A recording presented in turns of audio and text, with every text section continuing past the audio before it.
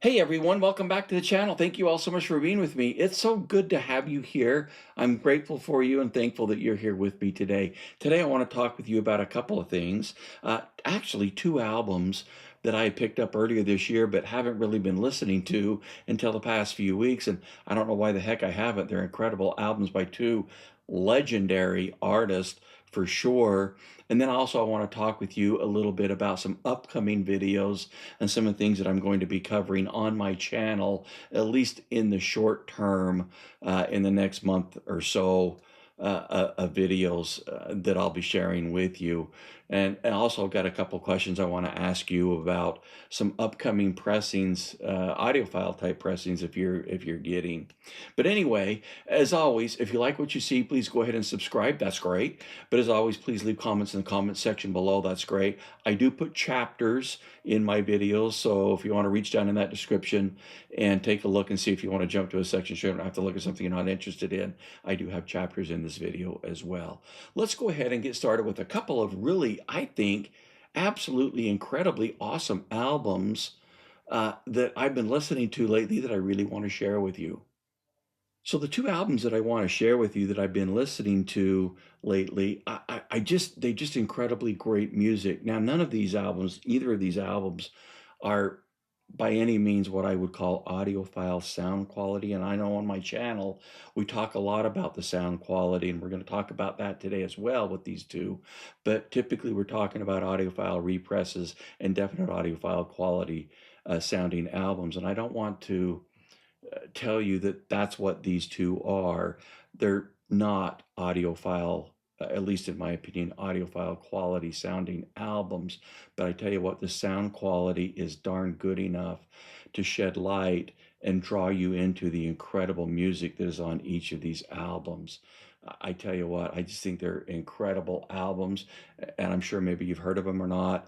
As always, anything that we talk about on my channel, vet it out on Spotify or Qobuz or Tidal, Apple Music, wherever it is that you listen to your music, YouTube, and just check them out, obviously. But I just want to kind of talk with you about them today and let you know what I think, because I tell you what, they're incredibly good albums. The music is just stunning. It's incredible. These artists, of course, are legendary. They've been part of bands, of course, that are legendary. But I tell you what, these are just really, really good albums. Let's go ahead and let's start with David Gilmour, Luck and Strange. What an incredible album this is. David Gilmour, Luck and Strange originally released in 2024, just this past year. And I've been meaning to pick it up and was going to pick it up for a while, but I just didn't. I think I actually picked this up in April or May of this year and just kind of got around to opening it and listening to it. And I tell you, it's just incredible music. Of course, David Gilmour, one of the big reasons, well, he came a little late, but David Gilmour is one of the big reasons for Pink Floyd's success. And I just really love Pink Floyd. We talked a little bit about that in my last video that we did. And I kind of ranked my top 5, 6, or 7 Pink Floyd albums. But David Gilmour was an instrumental part of Pink Floyd, and I've loved his music ever since. And boy, listening to this album, it's just crazy, crazy good. There's a track on the album that we'll talk about that David Gilmour has his daughter, and I believe her name is pronounced Romney Gilmour, that she's just got an incredibly awesome voice. She just sounds incredible, in particular on this track, and she's on a lot of the other tracks as backing vocals. But boy, she sings on the track. It's called Between Two Points, and it's stunning. It's just a really incredible track on the album. Now, obviously, and we'll take a look at the album real quick. Like I say, they're not, I don't know, audiophile type quality, but they certainly sound good enough that they draw you into the music. This album is just typical Pink Floyd, typical David Gilmour type music. If you like that kind of thing, then you're going to love this album. It's a gatefold. As you can see there, a picture of David Gilmour on the back along with the track listing. It's on let's see, Sony Music is the label that it was done on. You know, Sony does a pretty dang good job with their music. It feels like a 180 gram album. I'm not 100% sure if it is, but it feels like that it is. It's a good pressing. It really kind of shocked me, to be honest with you, that it wasn't noisier than it is. It's not obviously, it's not a Mobile Fidelity One Step or an Analog Productions UHQR quiet, but I tell you what, it's really shockingly quite quiet. It sounds good as far as the vinyl is concerned. Pretty dang low noise floor, which is really quite quite helpful, of course, with the music. And of course, in this type of music, David Gilmour, he's got a lot of quiet passages and then loud and then everything in between, and it really works. The pressing here is actually pretty dang good.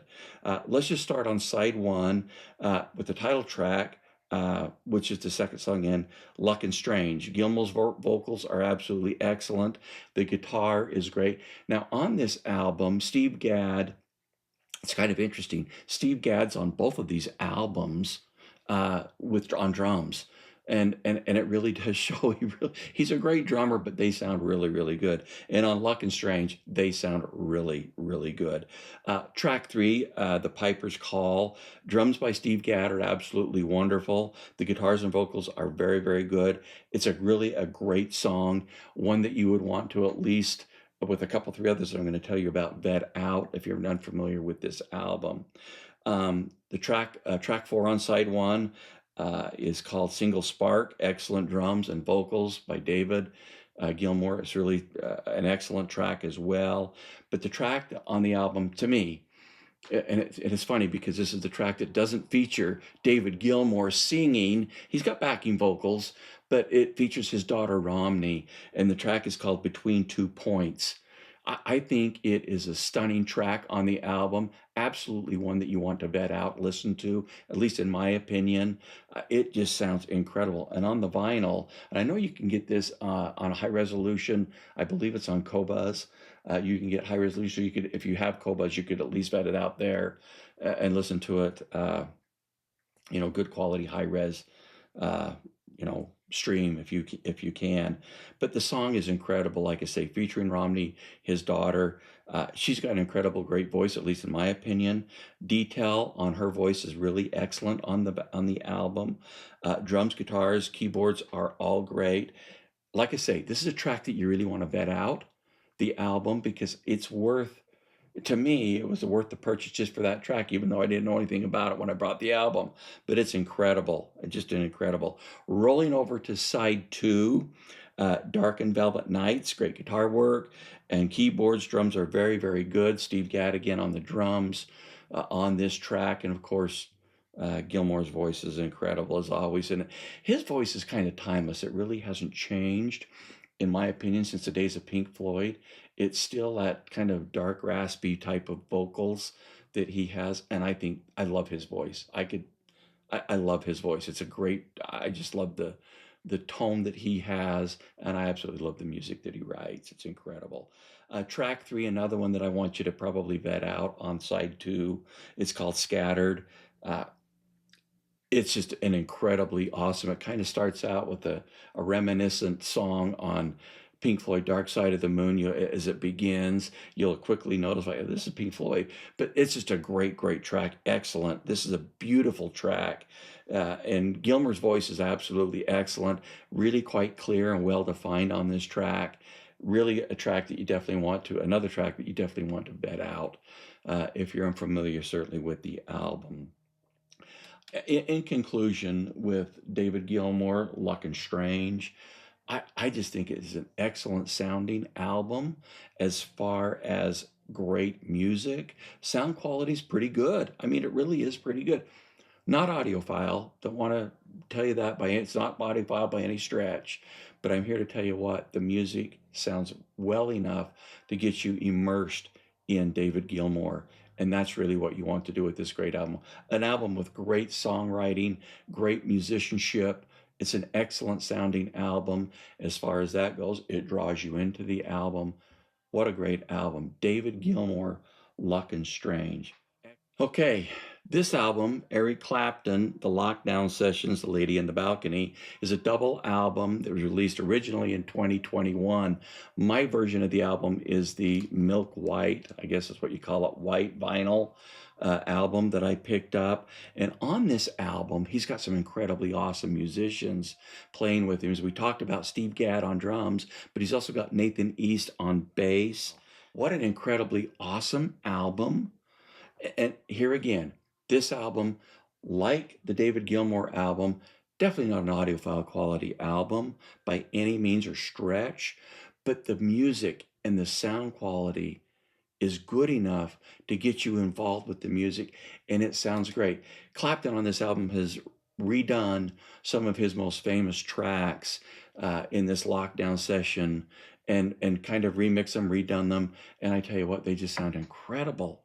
I just there's a couple tracks here that are my favorite rendition of his tracks, and we'll talk about that as we get into it. This is on the label Bush Branch Productions. Not overly familiar with that. Perhaps you are, but it is a double album, and it is a gatefold. We'll kind of pull this out of the cover. Here is the cover of the album. Very nice gatefold. Here's the inside of the album. Some cool pictures of the lockdown sessions along with the musicians. And then, of course, here on the back is a track listing of the albums. Remember, it's a double album, 33 RPM, which is really cool. Eric Clapton on guitar and vocals, Chris Stanton on keyboards, Nathan East on bass and vocals, and Steve Gadd on drums. Really a pretty darn cool album. And I don't know why it's taken me so long to listen to this thing. I've had it for, maybe a couple, 3 months or something like that. Let's take a look at the vinyl. It's like I say, it's on the white vinyl, and the white vinyl's okay, and kind of like the David Gilmour album, it's actually a fairly decent pressing. The noise floor isn't terrible on it, probably not nearly as good as the David Gilmour, but it's good.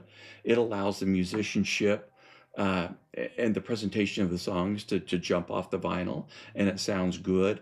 The only thing I really never been a big fan of, in particular white vinyl, is when it gets towards the end, you can't see from a little bit of distance from my chair where I'm sitting to the record when it starts to, I don't have an automatic lift on my turntable. I need to get one. So I never know when it gets into the dead part and you're headed over and you need to get up and lift your needle before you hit the end. And so I'm not a big fan of the colored vinyl, but it's okay. Not a big deal. It does sound good. And there's some tracks on here that are just simply stunning. Not going to talk about them all, but I'm just going to talk about the ones that are highlight. And if you're familiar with the album, that's great. You know what I'm talking about. If you're not, definitely want to vet it out. On side one, Nobody Knows When You're Down and Out. This is just a classic song, a fantastic, beautiful song. Piano and vocals, drums and guitars, along with bass, are really good. Nathan East bass, on this album is so very identifiable. It was recorded very well. And it just adds such an incredible foundation for most of the tracks on this album. It just sounds fantastic. Nathan East, he just is incredible. But Nobody Knows When You're Down and Out, what an incredibly great song. Second song on side one, Golden Ring. Eric's vocals on this track are really, really good. This is a track that he wrote. It just sounds really, really good. His guitar and Nathan East's bass guitar just sound absolutely fantastic. It's a great sounding track. This is one that you probably want to vet out. They do a rendition, track 3 on side 1, of Black Magic Woman. And it's really a pretty cool version of the song. It's really worth listening to and vetting out if you haven't heard Eric Clapton's version of it on this album. It's worth listening to. Give it a listen. It sounds really pretty good. Moving over to side 2, After Midnight, another one of his great, at least to me, classic songs that Eric Clapton has done. And his rendition of it here on the Lockdown Sessions album is incredible, I think. Bass guitar by Nathan East, once again, is just stunning. It's phenomenal. It just sounds excellent. It's kind of what opens up the song. Guitars and vocals sound really good as well. Piano is somewhat laid back into the background, but sounds very nice and is properly mixed within the mix of the album or of the track. It just sounds really quite good. Um, Bell Bottom Blues. This is another one that you probably want to vet out, in my opinion, because it's got a very, very upbeat type track for Eric Clapton. It sounds really, really good. Nice guitar and vocals. Bass guitar is once again quite solid on that. Um, Track number 4 on side 2, River of Tears. This is another Eric Clapton written song. Excellent guitar at the beginning. Of course, vocals are excellent. They sound really, really good. Great track. Certainly one that you want to at least vet out. Rolling over to album 2, we'll say side 3. Rock Me Baby, great track with nice vocals and guitar work. Once again, Nathan East bass is just excellent and provides great definition and weight on this track. Going Down Slow on side 3, excellent track with good drums and guitar. This is a track that really defines Steve Gadd's drums. They just sound fantastic on this track and really one that you might want to at least vet out. Track 3 on side 3, Layla. Another one of his great songs. I really like this presentation of Layla. This version sounds incredible on the lockdown sessions. At least it does to me. I just love this. Not sure if it's as good as Unplugged, but it's one of my favorite. It sounds really good. Guitars are excellent. Bass guitar sounds incredibly awesome as it does throughout the entire album. Guitar licks are just really the star of the track. It just sounds fantastic. Rolling over to side 4, and really, one of Eric Clapton's most famous tracks, at least to me, Tears in Heaven. This is just an amazing rendition of that track. It just sounds incredible on the lockdown sessions. It's an incredibly worth betting out that you should at least listen to and bet it out and see what you think and let me know. I'd love to hear what you think, but this is one of my favorites of Tears in Heaven. It's really probably my favorite version of the track, of the song. Clapton's voice is excellent and detailed. Guitar, bass, and percussion are absolutely excellent. It sounds really, really good. I love this rendition of Tears in Heaven. Really, really good. Really, really good. Track 2, Bad Boy. Excellent guitar work along with the bass. It's a great track. I think it sounds really, really good. The entire album, like I say, not audiophile quality, but I tell you what, it sounds good. It really sounds decent when you consider, the lockdown session. It was done in 2021 or 2020, back then when we were going through the COVID years. And it's a good sounding album. But I tell you what, the musicianship is just wonderful. I love the way this album sounds. I probably played the album. This is an album that you start playing and I keep rolling through the sides. I just keep going through all 4 sides because the music on it is it's just that good. The music is fantastic on this album, or at least it is to me. Both these albums right now will likely appear at my end of the year video on the best albums that I have purchased this year. Uh, I'm serious. These 2 albums, I'm not saying that they're fantastic sound quality, but I tell you what, they're good enough to immerse yourself in the great music that is provided on each of these albums. I think they're both incredible, awesome albums. Thank you so much. Let me know what you guys think of either one of these albums in the description below or in the comment section. I'd love to hear from you. Next, we're going to talk about some upcoming videos that I've got coming down the road in the very near future. Upcoming videos that I've got coming down relatively soon, within the next few weeks for sure. Claire Marlowe, Let It Go, one of my most favorite albums on the Sheffield Labs label. I've loved it ever since it came out. I've got the CD and I've had the SACD. And recently I picked up a copy of a one-step version of the album, Dual 45 RPM, that was remastered by Bernie Grunman. And I'm going to review that album with you and kind of compare that to the SACD and the CD versions of that album. I got an SACD that I believe was done in 2003 on Cisco label. And then I got the CD that I think was done, let me see, the CD was done, I can't remember when that one was done, 1989. And so, like I say, the SACD in 2003, and then I believe just recently, 2020, 22, 23, they did a one-step version, a double album, 45 RPM that Bernie Grundman remastered. And we'll talk about that and kind of review that with you and kind of go through that. I've also got Emerson, Lake and Palmer Tarkus en route to me from Mobile Fidelity. Compare that to an original 1971 pressing that I have of that album. I love that album. Love Emerson, Lake and Palmer. Excited to share that with you. Also from Mobile Fidelity, I pre-ordered the Stevie Nicks Belladonna album. One of my favorite albums of all time. One of my absolute favorite albums of Stevie Nicks's. The music on that album is simply fantastic. We'll compare that to original pressing as well as the recent Rhino High Fidelity version of that album. And then I've not been purchasing Analogue Productions UHQR series of the Bob Marley catalog. However, I am getting the SACDs, and I've got the two that have been released, I believe Exodus and Raspman Vibrations, and hopefully some of the others will start being released soon. But we'll be talking about that here in the future as well and see how those SACDs stand up. Also, I did pre-order from Analogue Productions the Doors live at the Aquarius Theater, the first session of that. And I wasn't able to pick that up. I believe it was 2016 or 2017 that came out as a Record Store Day exclusive, and I wasn't able to find it anywhere and didn't pick it up. So I'm really kind of happy that they're doing that so I can have it because I love the Doors and excited to hear that. That'll be a fun album to talk about as well. And kind of a question for you. I'm a little bit on the fence with this and probably won't purchase it, but Analogue Productions has recently announced that they are doing a speed-corrected version of Miles Davis Kinda Blue. Now, the thing that intrigues me about it is the 33 RPM, but I'm kind of interested in what the speed correction is, right?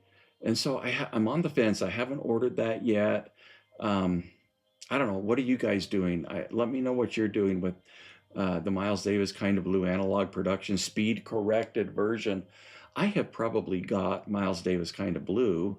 I probably got at least 7 to 8 vinyl different pressings of that album, including Analogue Productions 45 RPM and 33 RPM UHQRs, as well as Mobile Fidelity's version of it and a few others that I've gotten through the years. I love the album. It's a classic, obviously, but I don't know. I'm just not really sure if I'm going to spend another $60, $70 on an album that I've already got a dozen or so, copies of, not only on vinyl, but I've got probably a couple SACDs and for sure at least one CD. And I do know I have at least one DSD high-res file of the album. So I don't know. I'm really kind of on the fence. Like I say, the thing that intrigues me is the speed corrected and the fact that it's 33 RPM, so I don't know. Maybe it would be neat to see what they really intended when the album was recorded, right? On the fence with that. I'd love to know what you guys are doing. Please let me know. Also coming up, we'll be doing system update videos as my room acoustics, new audio rack, cabling, power conditioning, and equipment start showing up here in the next few weeks. We'll be sharing that as well. Thank you so much for watching. I appreciate each and every one of you so very much.